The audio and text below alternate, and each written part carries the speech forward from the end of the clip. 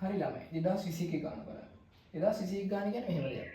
AB හා AC යන බිම් කඩක ඇති ඍජුකෝණී මායිම් දෙක. AB හා AC යන ඍජුකෝණී මායිම් දෙකක් කියනවා. AB ට 4 මීටර දුරින්. AB ට 4 මීටර දුරින්. ආයෙත් ඒක දීලා තියෙනවනේ. සමාන්තර රේඛ දෙකක් තියෙන්නේ. ඒකට AB ට 4 මීටර දුරින් තමයි මේ දිග. කොහෙන් ගත්තත් AB ට 4 මීටර දුරින්. හැබැයි A මුල්ලට 5 මීටර දුරින්. A මුල්ලට 5 මීටර දුරින් පිහිටි P ලක්ෂයක ගසක් සිටීම අවශ්‍යයි. එහෙනම් මේ P ලක්ෂය හොයා ගැනීමට පළ දැනුම භාවිතයෙන් දරුවා කණක් ගන්න. මොකද්ද කරන්නේ?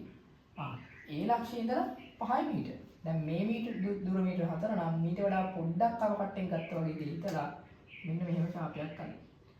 මෙන්න මේ A මුලින් ඉඳලා මෙතන තියෙන්නේ 5 මීටරනේ. මෙන්න මේ 5 මීටර මාත්‍රා. මෙන්න මෙතන තමයි ඔයා ගසක් සිටවන්න ඕනේ. මේ දිගට වඩා වැඩි. අන්නේ දල අවබෝධය තියෙන්නේ. දල අදහස් මේ විදිහට නෙමෙයි. ඉතින් මේ කොහෙන් යන්ද අනිවාර්යෙන්ම 4 මීටරකට දිගින් වැඩි. ඇයි මේක තමයි කෙටිම දුර එන්නේ. අනිත් අදින හැම රේඛාවක්ම දිගින් වැඩි.